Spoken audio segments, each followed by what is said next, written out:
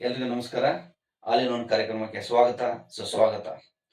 ಇವತ್ತು ನಾವು ವಿಡಿಯೋದಲ್ಲಿ NMMS ಎಕ್ಸಾಮ್ ಬಗ್ಗೆ ಡಿಸ್ಕಸ್ ಮಾಡೋಣ ಅಂತ ಹೇಳ್ತಾ, NMMS exam national means come merit scholarship ಅಂತ ಹೇಳ್ತೀವಿ.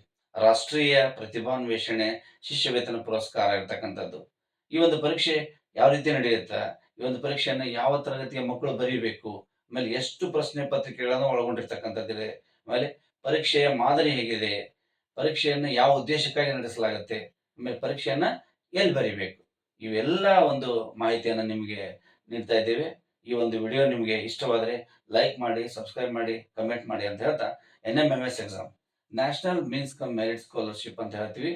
ಸೊ ಇದನ್ನ ಶಾಲಾ ಶಿಕ್ಷಣ ಇಲಾಖೆ ನವದೆಹಲಿ ಅವರು ಆಯಾ ರಾಜ್ಯಗಳ ಅನುಗುಣವಾಗಿ ನಡೆಸ್ತಕ್ಕಂಥ ಪರೀಕ್ಷೆ ಇದಾಗಿರ್ತಕ್ಕಂಥದ್ದು.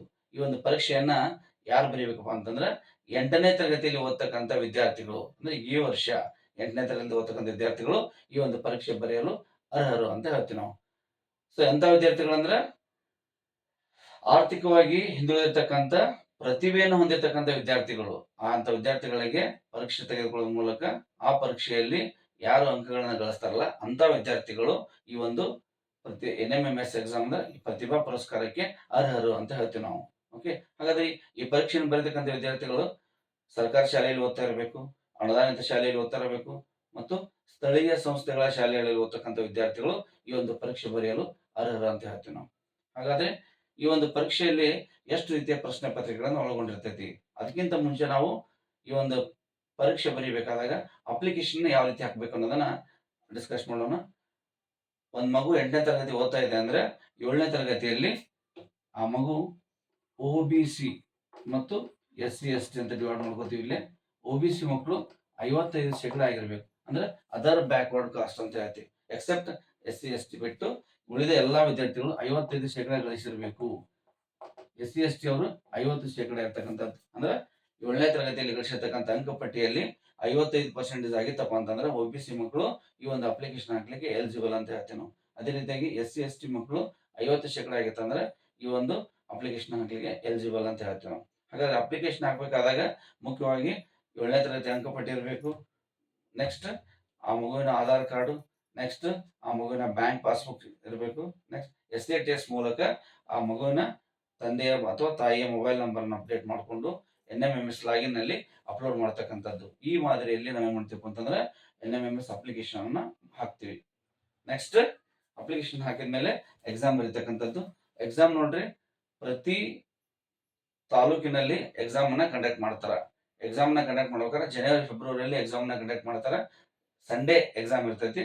ಓಕೆ, ಸೊ ಹಾಗಾದ್ರೆ NMMS ಎಕ್ಸಾಮ್ ಅಲ್ಲಿ 2 ರೀತಿಯ ಪ್ರಶ್ನೆ ಪತ್ರಿಕೆಗಳನ್ನು ನೋಡ್ತೀವಿ ನಾವು. ಒಂದು ಮ್ಯಾಟ್ ಅಂತ ಹೇಳ್ತೀವಿ, ಇನ್ನೊಂದು ಸ್ಯಾಟ್ ಅಂತ ಹೇಳ್ತೀವಿ ನಾವು.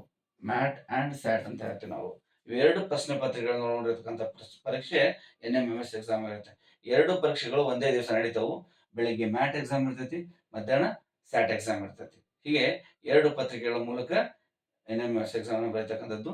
ಹಾಗಾದ್ರೆ ಆ ಮಗು ಎಲಿಜಿಬಲ್ ಆಗ್ಬೇಕಂದ್ರೆ ನೋಡ್ರಿ, ನೆನ್ಪಿಟ್ಕೋರಿ, OBC ಮಗು ಎಲಿಜಿಬಲ್ ಆಗ್ಬೇಕಂದ್ರೆ 40% 2 ಪತ್ರಿಕೆಯಲ್ಲಿ ಅಂಕಗಳನ್ನ ಗಳಿಸಬೇಕು. ಅಂದ್ರೆ ಮ್ಯಾಟ್ ಅಲ್ಲಿ 40%, ಸ್ಯಾಟ್ ಅಲ್ಲಿ ಕೂಡ 40 ಅಂಕಗಳನ್ನ ಗಳಿಸಬೇಕು. ಅದೇ ರೀತಿಯಾಗಿ SC/ST ಮಕ್ಕಳು 5% ವಿನಾಯಿತಿ ಅಂತ ಹೇಳ್ತೀವಿ ನಾವು. 35%, ಅಂದ್ರೆ SC/ST ಮಕ್ಕಳು ಮ್ಯಾಟ್ ಅಲ್ಲಿ 5% ಅಂದ್ರೆ 35% 35 ಅಂಕಗಳನ್ನ ಗಳಿಸಬೇಕು. ಸ್ಯಾಟ್ ಅಲ್ಲಿ ಕೂಡ 35 ಅಂಕಗಳನ್ನ ಗಳಿಸಬೇಕು.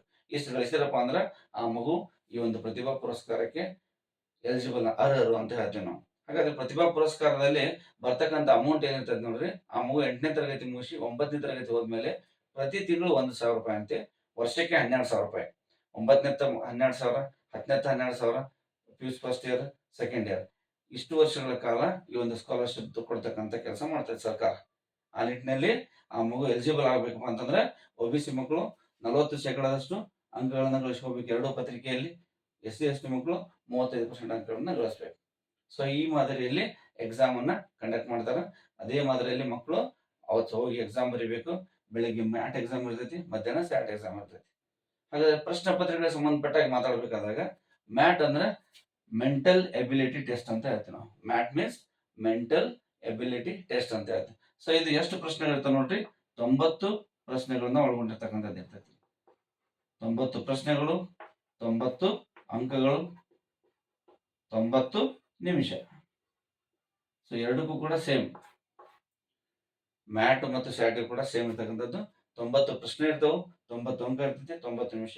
ಅಂದ್ರೆ ಅರ್ಥ ಮಾಡ್ಕೊಳ್ಳಿ, ಪ್ರತಿ ಪ್ರಶ್ನೆಗೂ 1 ಅಂಕ. 90 ಪ್ರಶ್ನೆ ಅಂದ್ರೆ ಪ್ರತಿ ಒಂದು ಪ್ರಶ್ನೆಗೆ 1 ಅಂಕ ಅಂತ. ಇವೆಲ್ಲ ಪ್ರಶ್ನೆಗಳಂದ್ರ ವಸ್ತುನಿಷ್ಠ ಪ್ರಶ್ನೆಗಳು.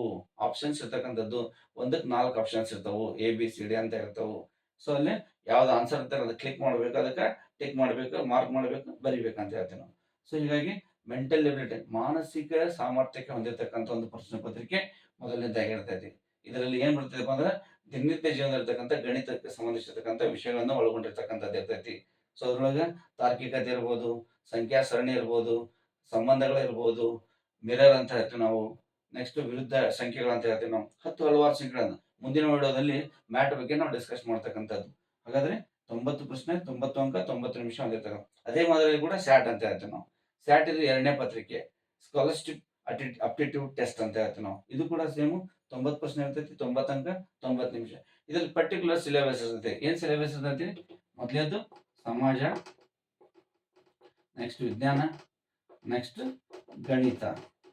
ಸಮಾಜಕ್ಕೆ ಸಂಬಂಧಪಟ್ಟಾಗೆ 35 ಪ್ರಶ್ನೆ ಇರ್ತವೆ, ವಿಜ್ಞಾನಕ್ಕೆ ಸಂಬಂಧಪಟ್ಟಾಗೆ 35 ಪ್ರಶ್ನೆ, ಗಣಿತಕ್ಕೆ ಸಂಬಂಧಪಟ್ಟಾಗೆ 20 ಪ್ರಶ್ನೆಗಳನ್ನು ಒಳಗೊಂಡಿರ್ತದೆ. ಒಟ್ಟು ಎಷ್ಟಾಯ್ತು ನೋಡ್ರಿ? 35 35 70 ಪ್ಲಸ್ 20 90. 90 ಪ್ರಶ್ನೆಗಳು, 90 ಅಂಕಗಳು, 90 ನಿಮಿಷ. ಇಲ್ಲಿ ಗಣಿತ ಕಡಿಮೆ ಇರ್ತದೆ ನೋಡ್ರಿ, 20 ಇರ್ತದೆ. ಯಾಕಂದ್ರೆ 1ನೇ ಪತ್ರಿಕೆ ಪರಿಪೂರ್ಣ ಗಣಿತದ್ದಾಗಿರೋದ್ರಿಂದ 2ನೇ ಪತ್ರಿಕೆಯಲ್ಲಿ ಹೆಚ್ಚು ಪ್ರಿಫರೆನ್ಸ್ ಸಮಾಜ ಕೊಟ್ಟಿದ್ದಾರೆ, ಹೆಚ್ಚು ಪ್ರಿಫರೆನ್ಸ್ ವಿಜ್ಞಾನ ಕೊಟ್ಟಿದ್ದಾರೆ. ಎರಡಕ್ಕೂ ಗಣಿತಕ್ಕೆ ಕಡಿಮೆ ಕೊಟ್ಟಿರ್ತಕ್ಕಂಥದ್ದು. ಹೀಗಾಗಿ ಇದು ಪರ್ಟಿಕ್ಯುಲರ್ ವಿಷಯವಾರ ಇರ್ತಕ್ಕಂಥದ್ದು. ಇಲ್ಲಿ ನಾವು ಓದ್ಬೇಕಾದಾಗ ಸಮಾಜ ಅಂತ ತಗೊಂಡಪ್ಪ ಅಂತಂದ್ರೆ 4ನೇ ಕ್ಲಾಸಿಂದ 8ನೇ ಕ್ಲಾಸ್ ವರೆಗೆ ಇರ್ತಕ್ಕಂಥ ವಿಷಯ, ಪರಿಸರ ಅಧ್ಯಯನ ಇರ್ಬೋದು, ಸಮಾಜ ಇರ್ಬೋದು, ಆ ವಿಷಯಕ್ಕೆ ಸಂಬಂಧಪಟ್ಟಿರ್ತಕ್ಕಂಥ ಎಲ್ಲಾ ಪ್ರಶ್ನೆಗಳನ್ನ ನೀವು ಏನ್ ಮಾಡ್ಬೇಕು? ಕಲೆಕ್ಟ್ ಮಾಡ್ಕೋಬೇಕು. ಇಡೀ ಬುಕ್ ಓದ್ಬೇಕು.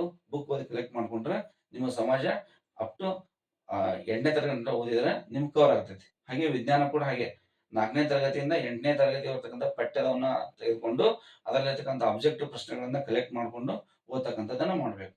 ನೆಕ್ಸ್ಟ್ ಗಣಿತದಲ್ಲಿ ಕೂಡ ಸೇಮ್, ಅದು ಕೂಡ 4ನೇ ತರಗತಿಯಿಂದ 8ನೇ ತರಗತಿ ಇರ್ತಕ್ಕಂಥ ಬೇಸಿಕ್ ಮ್ಯಾಥಮೆಟಿಕ್ಸ್ ಅನ್ನ ಪರ್ಫೆಕ್ಟ್ ಮಾಡ್ಕೋಬೇಕು. ಇಲ್ಲಿ ಬಹಳ ಮುಖ್ಯವಾಗಿರ್ತಕ್ಕಂಥದ್ದು ನೋಡ್ರಿ, ನಾವು ಬೇಸಿಕ್ ಅನ್ನೋದು ಬಹಳ ಮುಖ್ಯ. ಬೇಸಿಕ್ ಮ್ಯಾಥಮೆಟಿಕ್ಸ್ ಅಂದ್ರೆ ಏನ್ ತಗೊಂಡ್ರೆ ಮೊದಲನೇದಾಗಿ ಕೂಡ್ಸೋದು, ಕಳೆಯೋದು, ಗುಣಾಕಾರ, ಭಾಗಾಕಾರ ಅಂತ ತೆಗೆದುಕೊಳ್ತೀವಿ ನಾವು.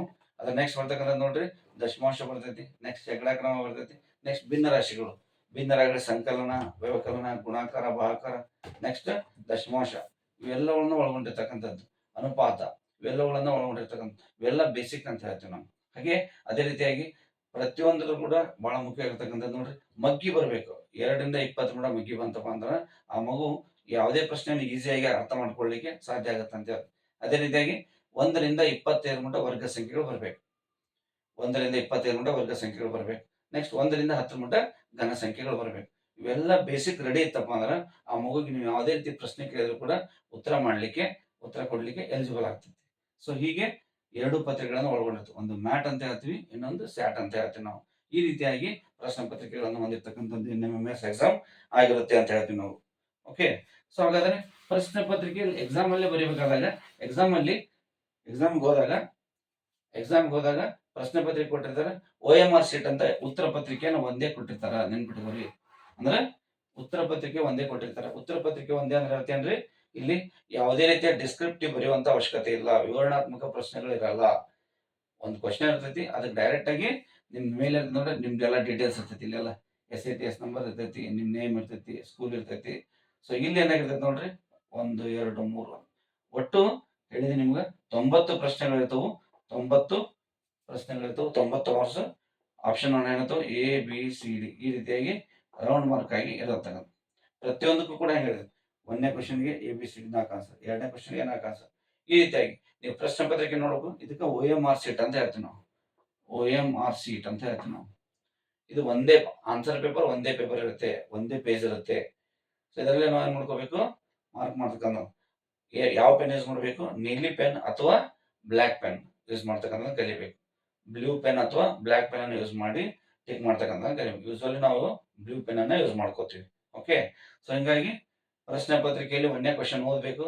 1ನೇ ಕ್ವಶನ್ ಓದಿ ನಿಮ್ಗೆ ಡಿಸ್ಕಸ್ ಮಾಡೋದು ಏನಾರ ಗೊತ್ತಾಗಿಲ್ಲಪ್ಪ ಅಂದ್ರೆ ರಫ್ ಕೊಟ್ಟಿರ್ತಾನ, ಆ ರಫ್ನ ಬರ್ಕೊಂಡು ಕ್ಲಿಯರ್ ಮಾಡ್ಕೊಂಡು 1ನೇ ಆನ್ಸರ್ ಬಿನಾ, ಓಕೆ. ಸೊ ವಿಚಾರ ಮಾಡಿ ಹೊರಗಿದ್ದ ರೌಂಡ್ ಹಾಕ್ಬೇಕು. ಹೊರಗಿದ್ದ ರೌಂಡ್ ಹಾಕೋದ್ರಿಂದ ಈಸಿ ಆಗಿದೆ. ನೀವು ಒಳಗಿದ್ದ ರೌಂಡ್ ಹಾಕಿದ್ರು ಬರ್ತೈತಿ. ಆ ಕಡೆ ಬೇಕು ಕ್ರಾಸ್ ಮಾಡ್ಬೇಡ್ರಿ. ಕ್ರಾಸ್ ಮಾಡಿ ಸ್ವಲ್ಪ ಹೊರಗಡೆ ಬಂತಂದ್ರು ಕೂಡ ಅದು ಚೆಕ್ ಮಾಡ್ಲಿಕ್ಕೆ ಎಲಿಜಿಬಲ್ ಅಲ್ಲ ಅಂತ ಹೇಳ್ತೀವಿ. ಓಕೆ, ಒಂದು ಕ್ವಶನ್ಗೆ ಒಂದೇ ಕಡೆ ಟಿಕ್ ಮಾಡ್ಕೋಬೇಕು. ತಪ್ಪತ್ ನಂದು ಅಂತೇಳಿ ಇನ್ನೊಂದು ಕಡೆ ಟಿಕ್ ಮಾಡಿದ್ರೆ ಅದು ಎಲಿಜಿಬಲ್ ಅಲ್ಲ. ಟಿಕ್ ಮಾಡಿದ್ಮೇಲೆ ಮುಗಿದೋಯ್ತು ಅಂದ್ ಮುಟ್ಟಕ್ ಹೋಗ್ಬಿಟ್ರೆ ನೆಕ್ಸ್ಟ್ ಕ್ವಶನ್ ಹೋಗ್ಬೇಕು. ಸೊ ಈ ರೀತಿಯಾಗಿ OMR ಶೀಟ್ ಇರುತ್ತೆ ಅಂತ ಹೇಳ್ತೀವಿ ನಾವು. ಸೊ ಹೀಗಾಗಿ ಈ ಒಂದು ಇವತ್ತಿನ ಒಂದು ವಿಡಿಯೋದಲ್ಲಿ ನಾವು ಏನೇನು ಡಿಸ್ಕಸ್ ಮಾಡಿದ್ವಿ ನೋಡ್ರಿ.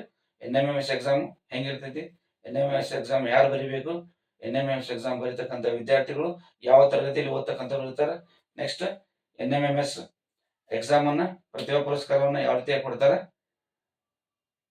ಯಾವ ಮಗು ಎಲಿಜಿಬಲ್ ಇರ್ತಕ್ಕಂಥದ್ದು ಇರ್ತೈತಿ ಅನ್ನೋದನ್ನ ತಿಳ್ಕೊಂಡಿದೀವಿ. ಅದೇ ರೀತಿಯಾಗಿ ಎಕ್ಸಾಮ್ ಬರೀಬೇಕಾದಾಗ ಎಕ್ಸಾಮ್ ಅಲ್ಲಿ OMR ಶೀಟ್ ಹೆಂಗಿರ್ತೈತೆ ಅನ್ನೋದನ್ನ ಅರ್ಥ ಮಾಡ್ಕೊಂತಿದೀವಿ. ಹಾಗಾದ್ರೆ ಇಲ್ಲಿವರೆಗೆ ಒಂದು ವಿಡಿಯೋದಲ್ಲಿ ಪರಿಪೂರ್ಣವಾದ ಒಂದು ಬೇಸಿಕ್ ಮಾಹಿತಿಯನ್ನ ನಾನು ಕೊಟ್ಟಿದ್ದೀನಿ ಅಂತ ಅನ್ಕೋತೀನಿ.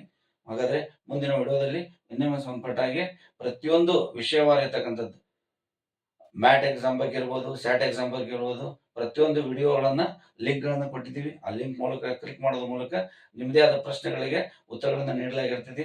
ಮತ್ತೆ ಯಾವುದೇ ಪ್ರಶ್ನೆ ಇದ್ರೂ ಕೂಡ ನೀವು ಕಮೆಂಟ್ ಮಾಡಬಹುದು. ಸೊ ಹೀಗಾಗಿ ಈ ವಿಡಿಯೋನ ಲೈಕ್ ಆಗಿದ್ರೆ, ಇಷ್ಟ ಆಗಿದ್ರೆ ಲೈಕ್ ಮಾಡಿ, ಸಬ್ಸ್ಕ್ರೈಬ್ ಮಾಡಿ, ಕಮೆಂಟ್ ಮಾಡಿ ಅಂತ ಹೇಳ್ತಾ ಎಲ್ರಿಗೂ ನಮಸ್ಕಾರ.